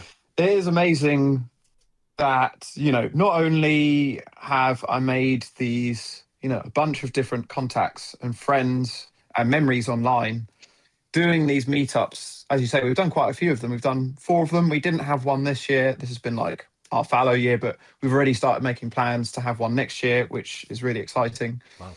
But it's actually meant that I've made a load of friends who I see now on like pretty much an annual basis. You being like one of those. Not only have we just done streams together, we've done in-person 24-hour challenges together, we have made films together. Yeah. We were, we spent like 2 weeks on film sets making the Keeper's Diary together. We've met each other out in the US, we've met each other out in the UK, we've hung out, forgetting Resident Evil, we've just spent loads and loads of time. Yeah. You've become one of my best friends through all this, Absolutely. which is really, really cool. And if we didn't have Resident Evil in our lives, those things wouldn't have happened. Like, I don't, like, you living out in Jersey, me living out in the UK, I don't know how we would have passed each other by. So the fact that I've made one of my best friends through like a real passion of mine is a really fortunate thing. I've also made so many other friends that have like come to the meetups and through other things that I've done over the years, which is awesome. But yeah, it's great. And, the fact that we're at 21 years, it hasn't been, I said this earlier, it hasn't been 21 years like non-stop. There have been big sections where we've stopped with things, Right. which I think is, a healthy thing to do, because I think just doing this non-stop every month for 21 years, I would not have the same level of passions I'd have now. I'd be burnt out, I'd be bored, I'd have played the games way too much. It'd be really hard to like inject new ways of making them interesting. Whereas when we have had that time away, it means that we come back with new ideas. We've done new challenges, like, we've done like all of the dice locks, which is obviously your idea, but we've done dice lock streams of like most of the RE games. And now we're starting like a whole new thing. We're doing like the card deck challenges, which is like similar to dice locks, but there's like even more like random things and interactive ways which viewers can like be involved in the live streams. So yeah, there's still loads of longevity to come. There's like loads more challenges to do. We actually hit one of our like fundraising milestones last week, where people donated enough that we're actually going to do like a Claire Redfield hype challenge in the build up to Veronica Remake coming out. So yeah, basically we're going to do like a 12-hour live stream where I think I'm going to be playing RE2 original, Code Veronica, the original, Battle Game, and Gun Survivor. So I think I'm going to try and beat all of those.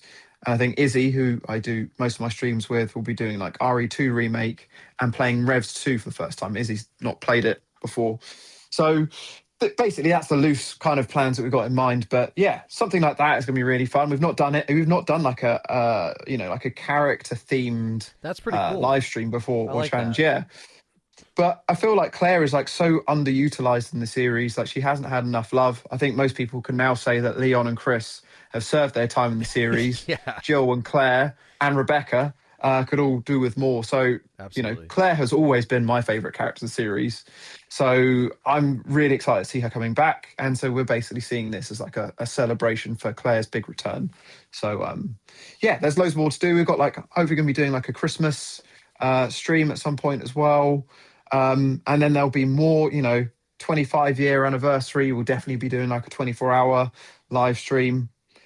Or we'll basically be doing it, and to my grave, I think, 80 years old, if I can still get up, if I don't have enough arthritis in my thumbs, we'll still be doing it. Right. So why not? Yeah, no, man, it's been a crazy ride because yeah, if you would have told me that, years ago in my old house, like watching the old challenges and like, really kind of being immersed in your content back then, and the fact that like we would become, best friends and we'd be doing all of these projects together and meeting up, like I would be like, get the hell out of here. It just seems like it's always possible through, online and communities and just through a franchise that has stayed so just like it's such a true point of our lives where we always go back to it and we always go back and visit these games and stuff and just talk about them, talk about what we like, what we don't like, and seeing the communities come out and like, because then when because obviously like, you see people online and it's cool and chatting, but like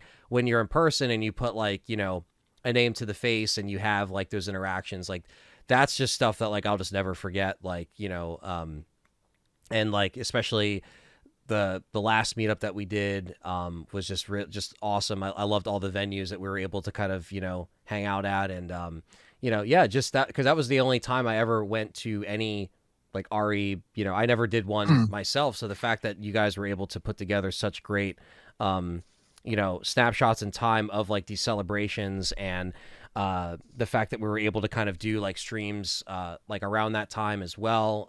And like you said, kind of led to like, Shooting Keeper's Diary and just like all these things. It really is like a true testament of how impactful Resident Evil is and just like how it really does, a franchise like this can bring everybody together, even with just various people from all over the world that watch all of our content. And yeah, man, it really, like I said, it's definitely, I think back to, 2005, 2006 and that era of, whether it was Google Video or into YouTube, and like, yeah, there really wasn't anybody doing it as hardcore as you guys were at the time. So yeah, it's just a crazy thing to see, and how many Resident Evil YouTubers obviously are out there now, and the space has gotten bigger than ever. But we always remember, we talked about the simpler days of like the consoles and the games, and like we'll always remember those simpler days of like, the YouTube stuff and like the director accounts and, before Google bought them out, and, how you used to have to do the streams on the different sites and stuff like that before streaming was even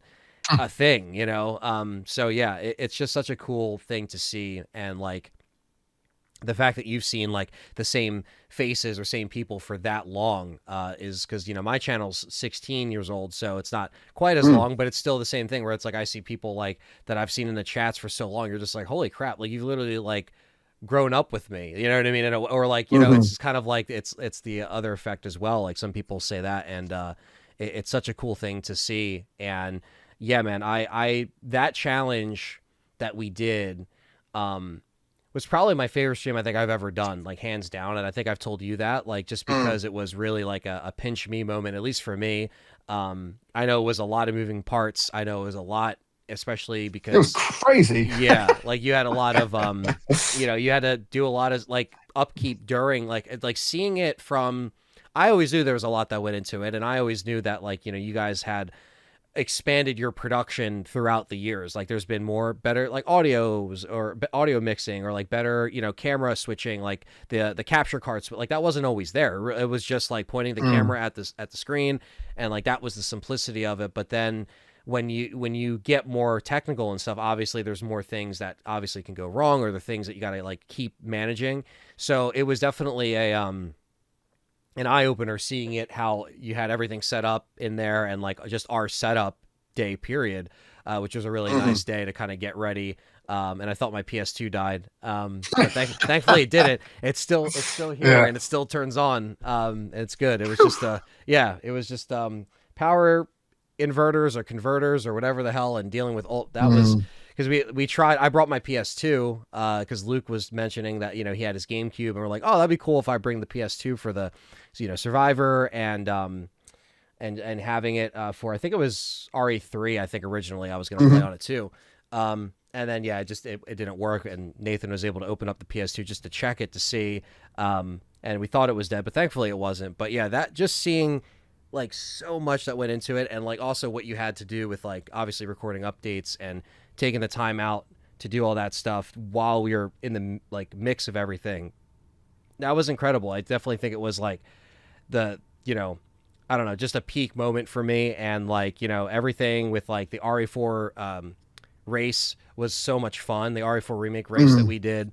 That was awesome just to prepare for and try to like, you know, I'm like, oh man, I got to be up on my, you know, on my game, because I don't know who put in what practice, and like, you know, and we had the rain coming down while we were playing, and yeah, it was such a cool vibe, and like it definitely is something that yeah, I definitely will never forget. And again, another like just pinch me moment from just like, holy crap, I was watching these when I was a lot younger. Now I'm here in the UK.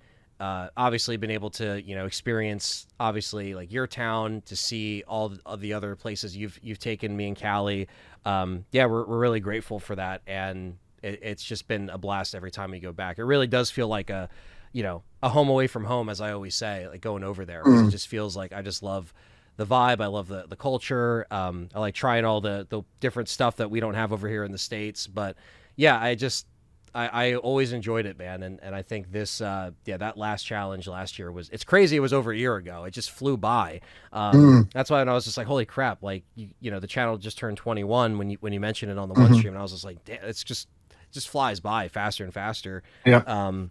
But yeah, it definitely is just grateful for the community, and grateful that people still watch our stuff, because without, you know, everybody listening or watching, we wouldn't be able to do this, or wouldn't be able to, like how you guys have raised thousands of dollars for charity and great causes, and, you know, really made an impact. So yeah, I just love the camaraderie and the vibe that the community has, you know, when we're able to get together and just, you know, play the games and do all the cool little things we were doing, like at the meetups, like having people play RE3, and me pulling the card deck out to see like what stipulations, like that was all fun. You know, we had such a good time with all of that stuff. And yeah, those are moments I'll just never forget, really. Yeah, man. I mean, you fit in so perfectly with all of that. I mean, like even Izzy said it the other day. It was just like, you know, must have been quite intense for you as well. Like me, Izzy, Nathan, been doing these 24-hour challenges together for like, well, 20 years at that point. Whereas it's the first time that, you know, me and you have done live streams before, but 24-hour multiple game, no sleep, live stream, especially like that was also the first time you met Nathan in person. Quite, you know, a lot of new things to be doing, but yet, like Izzy said afterwards, it's like felt like Ant has been here for like 20 years. Like you just fit in so naturally. It was great. But yeah, that challenge is actually also like a piece of history now as well, because that is the tipping point where I realized we are doing too much. The main problem being basically making a documentary the whole time we're going through. So not only are we streaming, we have the like the webcams and everything streaming the 16 games happening, but you know, between us, but mostly me, they're filming. You know, we came away with like, I don't know, 3 hours worth of footage. Got a video camera there, and like every time you're about to do a boss fight, you got to stop. We're about to film this. Is your microphone on right?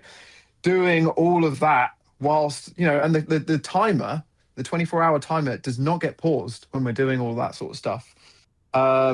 Yeah, it made me realize we've done that for 20 years, but like that's the last challenge that we're doing that. Like 20 years of making the little documentaries.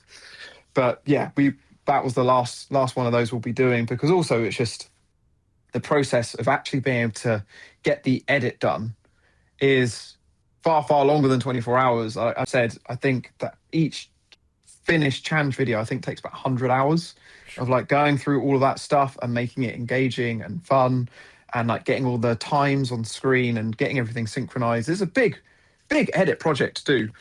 So I actually I think I'm going to have some time over the next few months. Like some of your viewers won't know about that, but basically end up breaking my leg a few months ago. So I'm not working as much as I used to. And I've worked through like an edit backlog of stuff that I've had for ages. I've got through a load of big projects now out the way. And the next one on the list is actually the challenge from last year. So I'm not making any promises, but hopefully, if people don't employ me, but yeah, I'll hopefully be able to have a bit more time to be able to like start going through that and getting that put together. Because I was worrying. I was like, is this amazing footage that we've got going to be sat on a hard drive for how many knows, how many years until people get to see it. But yeah, there's a chance that, hopefully over the next couple of months I'll be able to start putting that together. Yeah, that'd be really cool because, like you said, it really is like kind of that tradition that you've kept up with for so long. So the fact that like you still have all that footage, and I think I gave you some of my like cam footage that I was shooting around, like us like setting up and stuff like that. So you have some of that, and yeah, like yeah, it's definitely a lot, and that's a lot of hours to dedicate to not only obviously just doing the challenges, but then having to edit all that stuff. So yeah, that'd be cool to see if the time works out and you're able to get that. But you're right, like in the future, because things are archived and because the way that we locally record streams and make sure we back them up, and we obviously like end the stream before the 12-hour mark before YouTube eats the front of the stream, and all these things that we can do. It's like, yeah, in the future it'll probably be just easier to maybe maybe shoot like a little before and after footage, and then like you can just kind of use the archive streams just like as it is, and then maybe you could just upload like how people do like just simple stream highlights. Then you just go through it and just like boom, like all right, this was this time, and that's the plan. Yeah. So for the 25-year marker, that will be kind of where you can kind of go into that. But yeah, that was always cool. I still have I tried to pull it out and put it in the background before we started. I still have my RE Challenger DVD set that I have. Oh, nice. And I was thinking about watching that because I was feeling a little nostalgic for some of those. But yeah, because I always liked just how that stuff was set up. And again, like that was way ahead of its time, because even when I would watch you upload those like the finished edits, they were always like long back then, but I like that because again, like unless you had a director's account, like you couldn't upload something that was longer than 10 minutes back then. So it was always cool to see, like I was like, holy crap, like you're able to actually get larger videos uploaded, and the fact that it was everything in there, because I don't think I was always able to catch like all the live stream versions back then, until I think it started to become a little bit easier to watch the live streams in like 2008 or 9. I think it was a little bit more like less like like bandwidth limitation, like it was still limited, but it was like it was getting there, and now it's just like you could just stream however long, and besides the YouTube limitations with the 12-hour mark, yeah, I just I was definitely very just stoked on all that, and I just think that again, that snapshot in time was just such a cool thing to look back on. And I still pull up that stream and go back and watch it and just reminisce of that. And it was really cool. Like I definitely felt like I had to come in as prepared as possible, for sure. Like trying to just kind of brush up on some stuff that I felt like, if it was like Survivor, or if it was like, RE3 was going to really be just left up to the card deck, where, you didn't really know what you were going to draw. And so, I kind of got a little lucky with that, because I could have just been a really bad pull. But I like that. I like the unknown aspect of it, and just kind of like, firing from the hip and seeing what happens. And that's what kind of makes it fun. Even trying to do like the, trying to help Izzy with remake, with, I think it was the randomizer, or I think that it was the randomizer, right? Was that what Izzy was doing? Something like that. I think it was, but it was like trying the RE1 randomizer, trying to remember like what like where everything was, and where Izzy has gone to and hasn't. That was fun to at least like, I was happy I was able to also help when I got finished my games, to just like try to, it was cool. Yeah, the timing of it too, like the down to the wire, basically, with the Birkin fight, man, that was whew, never a dull moment, is there? Yeah, to be in that room, like obviously just how intense it's so different when you're there versus just watching any intense moment like that. Like that, the energy in the room is just like, oh my god. Yeah, it's infectious. Yeah, everyone's just literally on the edge of their seats. Yeah. And you can also tell with the viewers as well, because just like the viewing numbers, you can just see in that last hour and those last 10 minutes, it just shoots up, because people are sort of like in and out. Many people have been awake for, at that point, 22, 23 hours, however long, maybe even longer. Yeah, and it was like afternoon, right, at that point, or it was like kind of evening-ish. Like people were probably just coming home from work. We're like, oh god, these guys are still live, jumping in. Yeah. But yeah, that last hour, last 30 minutes, the numbers just shoot up. People on the edge of their seats. Are they going to do it? Are they not going to do it? And it's just like, I mean, I looked back on my Apple Watch afterwards, just like my heart rate and my beats per minute, And it's just like, throughout the challenge, it's like this, and then it's a bit lower, and then this, and then it's like that last 30 Just minutes. climbs up. Like, I wouldn't be surprised if like how my life ends is having a heart attack during one of those challenges at the end, because it's just like it's so intense. Yeah, it's nuts. Yeah, it's like it all leads up to that, to that moment. And Yeah. like even with like, the fact that we didn't like, obviously stop the clock and we kept how it was, like how it traditionally was, like, it was still a victory in our minds, I feel like, in our head canon. We're just like, this is still we still pulled the fact that we pulled this off, and we basically got, we got everything up until that point where it actually, was just a go. And the fact that like, I was able to fly in with no issues, and like everything was like, because there's a lot of things that were like, that could have went wrong. And like, for the most part, besides like we thought the PS2 was gone. Besides that, it was like, we didn't really have any like crazy like issues, I think, during it. I don't think we had any like tech issues or anything. So I think it was a very like fine-tuned challenge as far as like us trying to approach it, and like this is the 20th, we're going to go for it, Yeah. And then we had a great celebration, because then we had the meetup to look forward to. That it was almost kind of like, fly in, RE9 gets announced, we do the reaction. I forgot about we did the reaction. And we did that for like straight on, and because we had to go to bed basically. And I remember before going to bed, like, I got a message from John, and he was like, it's here. And I was like, okay, like I'll watch the trailer tomorrow, because it was obviously the last thing they showed. So at that point it was like, it was probably like 10 at night or something like that. I forget what time they went live, but they waited for the last thing. So we were just like, all right, how are we going to do this? And then me and you were able to do a trailer breakdown while we were there. So we shot that in your living room, and that was really cool too.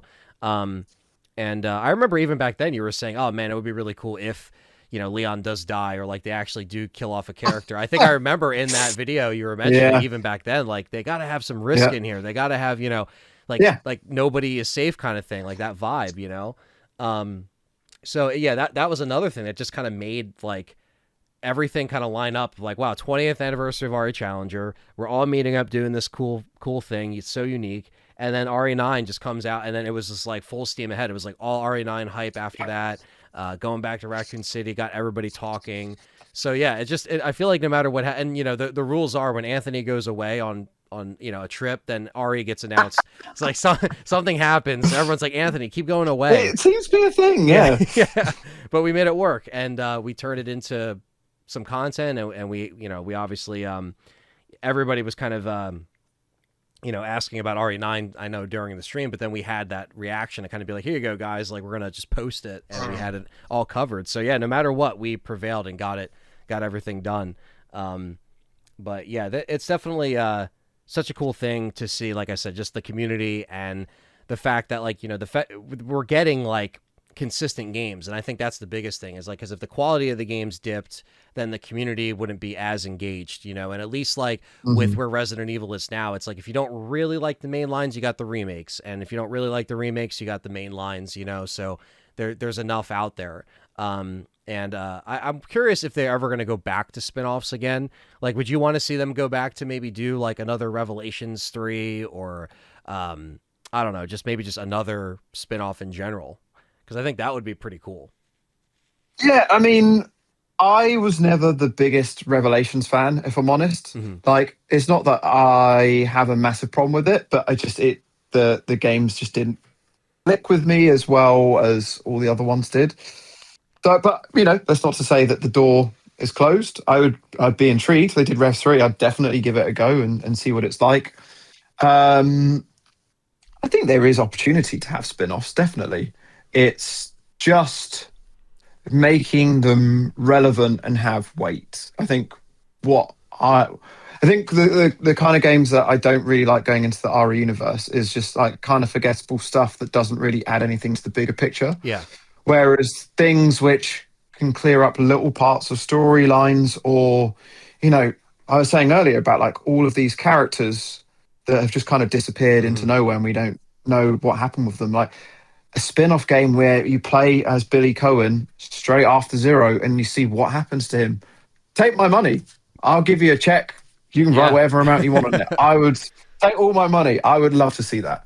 Like, other things like that, seeing what has happened to people and tying up storylines and just connecting things together. If it's spin-offs with more random characters that go nowhere, I'm not into that. I just said I feel like it's already kind of murky and muddy with like so many characters and so many unknowns that I just rather tie things together, bring things together, and just answer all of these unanswered questions that we have in the RE universe.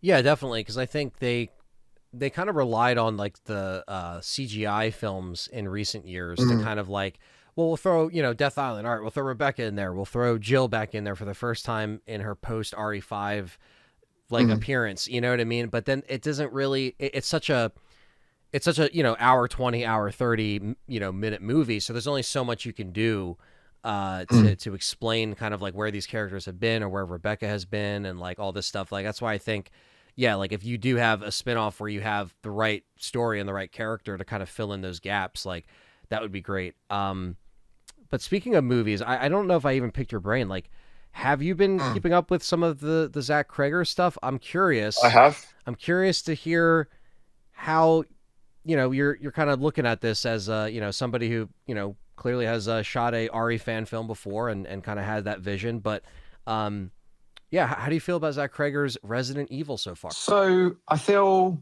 my approach with all live action movies is probably the same as most RE fans. I go in with a lot of skepticism because we've been burnt so many times before. Oh yeah. Um, that's not that I dislike every single live action movie that's come out. Like I feel the first Paul Anderson Ari movie.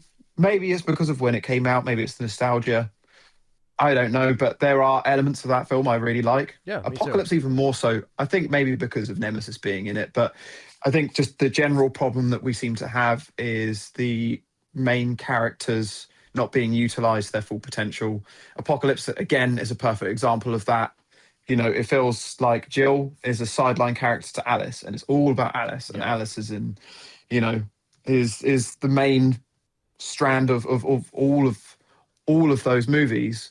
Whereas you've got like Claire and Chris and Jill and everyone else, and they're all just sideline characters. It feels like the wrong balancing.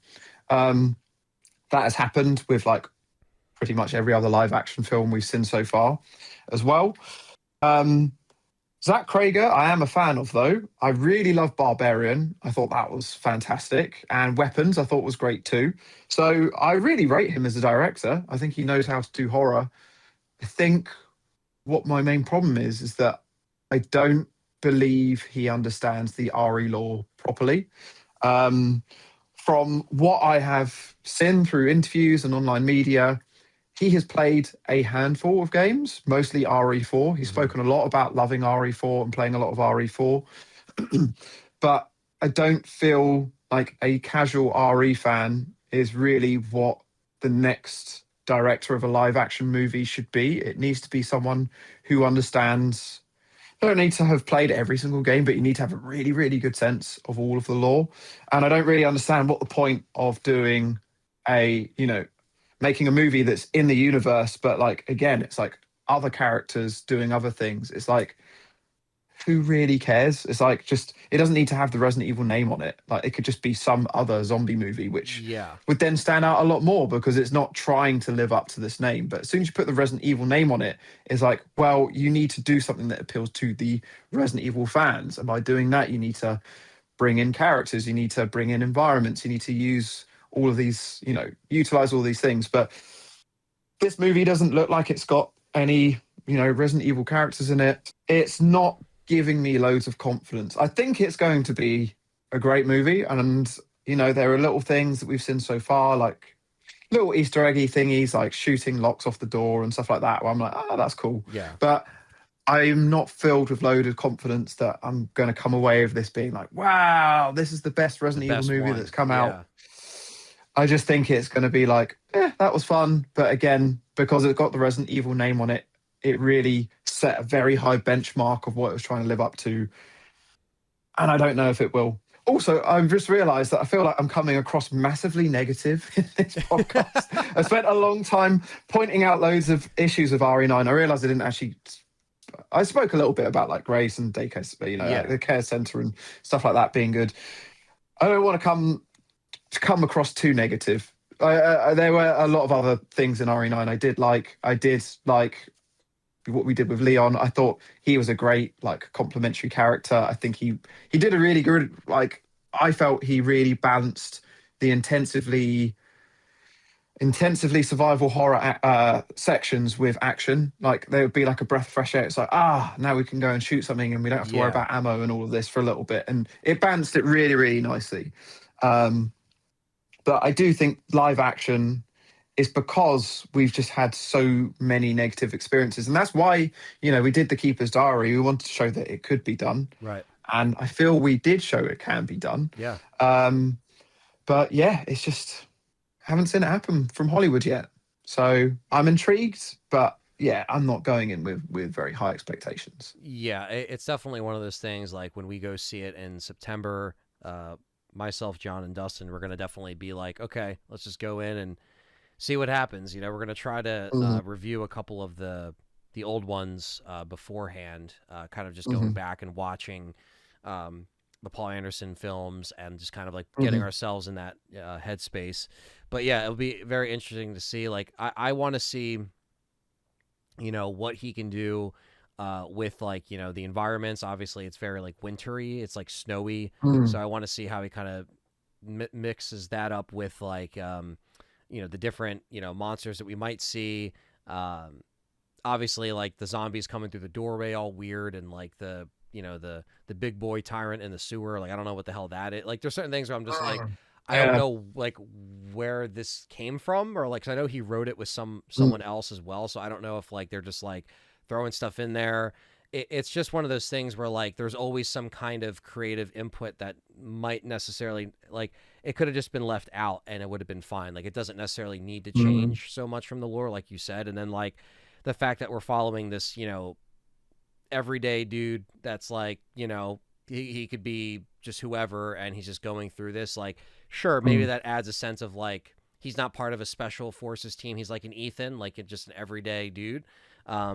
But at the same time, is that who we really want to see? Because if this is in the mm, universe and you try to like see what this does in the box office and then make sequel territories and start implementing characters, allegedly that's what he's trying to do. That's what apparently he's been saying. And it's just like, well, if you're going to start building this universe, you got to be very careful with like, again, what you change and what you do, because a lot of times, same thing with Welcome to Raccoon City, they tried to put sequel bait at the very end, and then the mm, movie just didn't get to a level where they were like, we have to make a sequel. So the whole cliffhanger with like Ada and naked mhm, Wesker at the end, whatever that was, like it just it really just blows my mind. I'm like, how did we get here? And I just don't want to see. mm, I want it to be at least better than that, but yeah, I don't know if it's gonna mhm. be like the best Resident Evil. I want it to be. I want it to be proven wrong. I want it to be like the best thing a studio has given us at this capacity for RE. Let people know where they can find you on the YouTubes.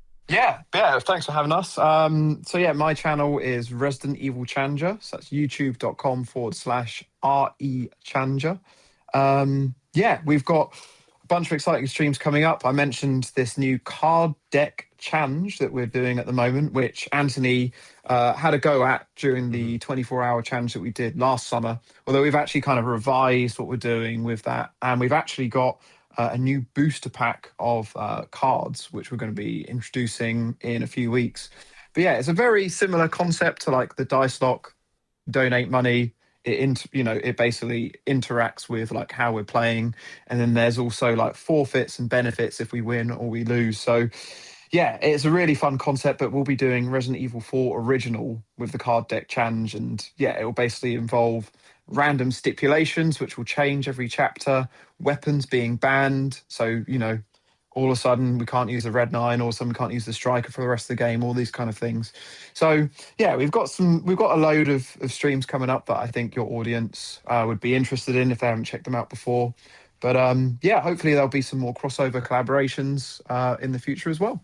Yeah, definitely looking forward to it, man. And yeah, thanks again, everybody, for listening and watching. You guys know you can always catch the podcast on YouTube, Spotify, Apple Podcasts, Libsyn, and all that good stuff. So we appreciate you taking the time and listening. And that's about it for this episode. So thank you all for watching, and we'll catch all of you guys in the next one. Peace out. Peace.